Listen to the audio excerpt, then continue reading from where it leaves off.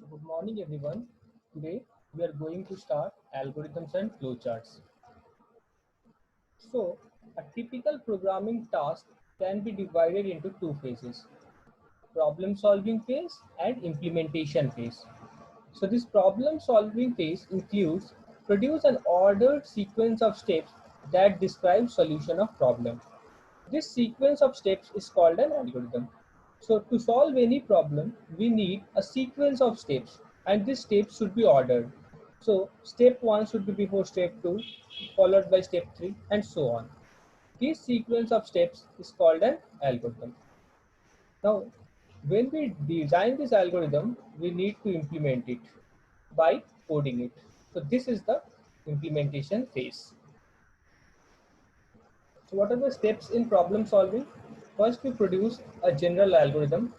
So one can consider it as a pseudocode. Now we define the algorithm successively to get step-by-step detailed algorithm that is very close to a computer language. So first we write a general algorithm in English like language that is called pseudocode.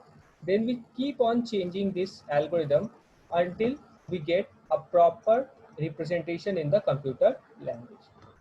Pseudocode, what is pseudocode? Pseudocode is an artificial and informal language that helps programmers develop algorithms. Pseudocode is very similar to everyday English. So pseudocode is an English-like language that helps the programmer to design algorithms. For example, if I need to add two numbers, the pseudocode will be take two numbers as input, add those two numbers and print the sum. Now, the second part, that is the flowchart. Program flowcharts show the sequence of instruction in a single program or subroutine. So, the sequence of instruction, the order of the instruction are represented in the flowchart.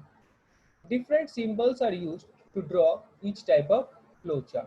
So, we will see these symbols later on. So does a flowchart contains? A flowchart shows logic of an algorithm and it emphasizes individual steps and their interconnection. Example, control flow from one action to the next. So how will the control flow from one action to the next? That is represented in the flowchart. We will go through this in detail later on. So what is flowchart? A flowchart is a diagram that depicts the flow of a program. We can see a flowchart on the right side of the screen. The figure shown here is a flowchart for pay calculating program. So this figure is a flowchart for a pay calculating program. We calculate the pay of employees using this flowchart. So here we can notice that we have three types of symbols. One is the rounded rectangle ones in which start and end is written. The other ones are the parallelogram and the third type of symbol is a rectangle. Each symbol has a different operation. So first the terminals. The terminals are represented by rounded rectangles indicate a starting or end point. So you can see in the figure the start and end points are represented by rounded rectangles and these are the terminals. Then comes the input or output operations. They are represented by parallelograms. So this indicates either an input operation or an output operation. For example, to display how many hours did you work, this is an output operation and this is represented by a parallelogram. Similarly, to read the number of hours an employee has worked, this is an input operation and this is also represented by a parallelogram. The next symbol represents processes. So processes are represented by rectangles and indicate a process such as a mathematical computation or variable assignment. For example, to calculate the pay, we have to multiply number of hours by the pay rate. So this is a mathematical operation. We have to multiply two numbers. So this is represented by a rectangle and this indicates a process.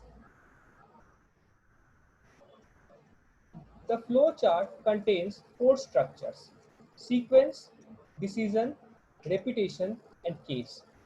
We will go through them one by one. The first one is sequence. Sequence is a series of actions that are performed in a sequence. The pay calculating example was a sequence flowchart. There, the actions were performed one after another. So, first action, then it will be second action, followed by third action and fourth action till the end. So, this is a sequence structure. You can see a sequence structure at the bottom of your screen. Then after the sequence structure comes the decision structure. The decision structure is indicated by a diamond shaped box. You can see that at the bottom of your screen. So one of the two possible action is taken depending on a condition. For example, if x is less than y, suppose we have two numbers x and y, and if x is less than y, then what we do is we return x or we print x, else we print y. So this is a decision structure. A new symbol, the diamond, indicates a yes or no question. So this is the symbol of decision structure diamond that I already mentioned, and it represents a yes or no question. So if the answer is yes, then one path will be followed. If the answer is no, then other path will be followed. So if x is less than y, if the answer is yes, then we will follow process B, else we will follow process A. So here is a Java code implementation of this if-else type flowchart or a decision structure. So if x is less than y, what I will do? I will calculate as x times 2. Or if x is greater than y, then we will calculate as x plus y. So if x is less than y, then a is equal to x into 2. If x is greater than y, then a is equal to x plus y. So based on the decision, we perform a different type of operation. The flowchart segment below shows a decision structure with only one action to perform. It is expressed as an if statement in Java. So if based on the decision, if we need to perform only one action, for example, if x is less than y, then I have to do something. Otherwise, I don't need to do anything. So this kind of decision structures are represented by if statement. So if x is less than y, then simply what I have to do is I have to print a is equal to x into 2. Otherwise, I don't need to do anything. Now comes the repetition structure. A repetition structure represents part of the program that repeats. So if there can be a part of the program that continuously repeats. For example, if you like to study, I will teach. So until you like to study, I will keep on teaching. So this thing will repeat until you like to study, or if the answer to the question, do you like to study, is yes. So this action will repeat. This kind of structure is called repetition structure, or commonly known as loop. Notice the use of a diamond symbol A. A loop tests a condition, and if the condition exists, it performs an action. Then it tests the condition again. If the condition still exists, the action is repeated. This continues until the condition no longer exists. For example, I will ask you, do you like to study? You will say, yes, I will teach. After some time again, I will ask you, do you like to study? If your answer remains yes, I will again teach. And this thing will go on until your answer remains yes. So here is an example. Is x less than y? If the answer is yes, then process A will be followed. Again, we will question the machine, or the machine will question us, is x less than y? If the answer remains yes, again the process A will be followed. So this is a repetition structure.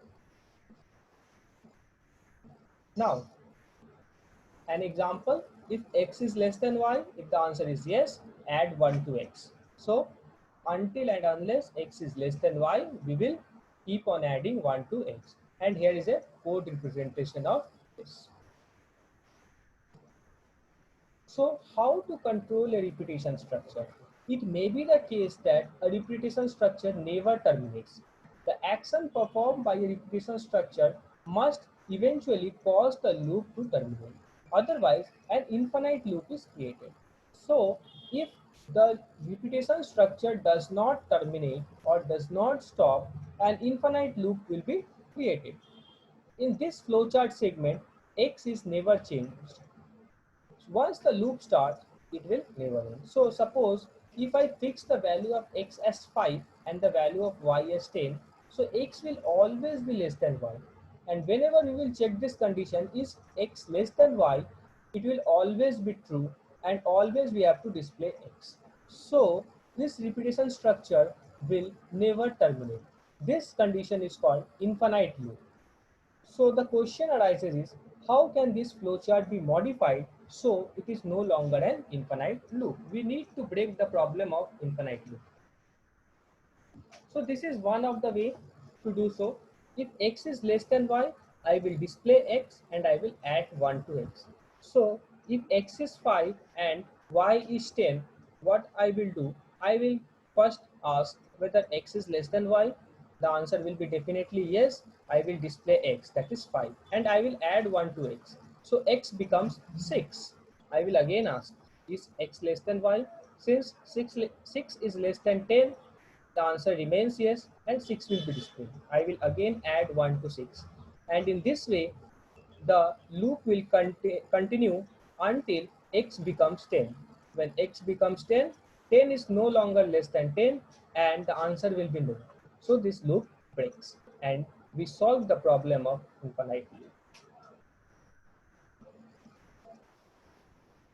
So this is called a pre-test repetition structure, the thing that we discussed. Here we are testing the condition, and after the condition we are performing some action so that the condition gets changed in the near future.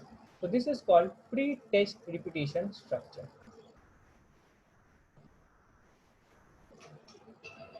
In a pre-test repetition structure, if the condition does not exist, the loop will never begin. So if x is 15 and y is 10, so what will happen is, since x is less than 10, this loop will never start. Now the post-test repetition structure. This flowchart segment shows a post-test repetition structure. Here, the condition is tested after the actions are performed. So, what we do is, we first display x, we add 1 to x, and then we check whether x is less than y or not. If the answer is yes, we again do the same. So, first say if x is even 15 and y is 10, first we will display x. So, 15 will be displayed, then we will add 1 to x. So, x will become 16, and then we will check that whether 16 is less than 10. The answer is no, and the loop will break. So the flowchart segment shows a post-test repetition structure expressed in C++ as a do-while loop. So this post-test repetition structure is expressed or is written in the form of a do-while loop. This is the code for that, you can see. So post-test versus pre-test repetition structure. In a post-test repetition structure, what we do is, as discussed, we first follow some, we first perform some instructions and then we check the condition. Whereas in pre-test repetition structure, we check the condition before performing some instruction. So a pre-test repetition structure is represented by a while loop, whereas a post-test repetition structure is represented by a do-while loop. A pre-test repetition structure might not run even once if the condition fails in the first loop, whereas a post-test repetition structure will run at least once, even if the condition fails in the first loop. Now comes the case structure. In case structure, one of several possible action is taken depending on the content of the variable. So this is the representation as you can see in the screen. So the structure below indicates action to perform depending on the value in years employed. So if years employed is 1, then bonus is 100. If years employed is 2, then bonus is 200. If years employed is 3, the bonus is 400. Otherwise, the bonus is 800. So this is represented in this diagram. If years employed equal to 1, then bonus is set to 100. If years employed equal to 2, then bonus is set to 200. If years employed is equal to 3, bonus is set to 400. Otherwise, the bonus is set to 800. Now comes the connectors. Sometimes a flowchart will not fit on one page. So the flowchart might be long enough to fit on a page. In that case, what to do? A connector allows you to connect two flowchart segments. So the connector is represented by a circle. So here is an example of a connector. The A connector indicates that the second flowchart segment begins where the first segment ends. So these are the two different flowcharts connected by a connector A, represented in the circle.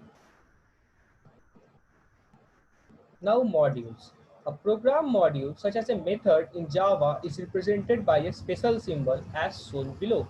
So this is the symbol for a module. So modules, the position of the module symbol indicates the point the module is indicated. So the position indicates where this module is executed. So in this case, this is the position of the module. A separate flowchart can be constructed for the module. So for the module, since it is a method, we need to construct a separate flowchart. So combining structures. Structures are commonly combined to create more complex algorithms. The flow chart segment below combines a decision structure with a sequence structure. So as you can see, this x less than y that is written in the diamond shape, this is a decision structure. Whereas display x followed by add 1 to x, this is a sequence structure. So here we have combined two structures. One is the decision structure and the other one is a sequence structure. So this combining of more than one structures allows us to write complex algorithms. Here is one more case of combining structures. Here we have combined two decision structures. So if x is greater than mean, then if the answer is yes, then we check if x is less than max. If the answer is again yes, then we display x is within limits. If the answer is no anywhere, we display x is outside the limits. Let us go through some examples. Example 1. Write an algorithm to determine a student's final grade and indicate whether it is passing or failing. The final grade is calculated as the average of board marks. So we have to calculate the final grade as well as say whether the student is passing or failing. How is the final grade calculated? It is calculated as the average of 4 marks. So this is the algorithm. First, we need an input. So the inputs will be M1, M2, M3 and M4. So this will be the 4 inputs, the marks in 4 subjects, M1, M2, M3, M4. Then we need to calculate the grade. So grade will be M1 plus M2 plus M3 plus M4 divided by 4. This will be the grade. Now the third step, what we need to do is, if grade is less than 60, then we will print fail, otherwise we will print pass. And this is the algorithm. Let's look at the flow chart. So first we will start. We will have 4 inputs, M1, M2, M3, and M4. Since these are the inputs, they are represented in parallelogram box. Then we will calculate the grade. So grade will be the average of the 4 marks. Then what we will do, we will check whether the grade is less than 50 or not. If yes, then we will print fail. Otherwise, if it is no, we will print pass. And then finally we will stop. Another example, write an algorithm and draw a flowchart to convert the length in feet to centimeter. What we need to do is we need to convert the length in feet to centimeter. So the step 1, we need input the length in feet. We represent it as LFT. Step 2, we need to compute length in centimeter. So length in centimeter is length in feet times 30 or 30 times length in feet. So length in centimeter is equal to length in feet into 30. And finally, we need to print the length in centimeter. So this is the algorithm and the flowchart is represented on the right side. You can see first we will start, then we will find the input that will be length in feet, then we will compute length in centimeter, and finally we will print the length in centimeter and stop. The third example is write an algorithm and draw a flowchart that will read the two sides of a rectangle and calculate its area. So the inputs will be length and width. So L and W, these two things will be the input. Then what we need to do is we need to perform a multiplication between length and width, and we will store this in area. And finally, we will print the area. So this is the way to calculate area given length and width. So this is it for the day. Thank you.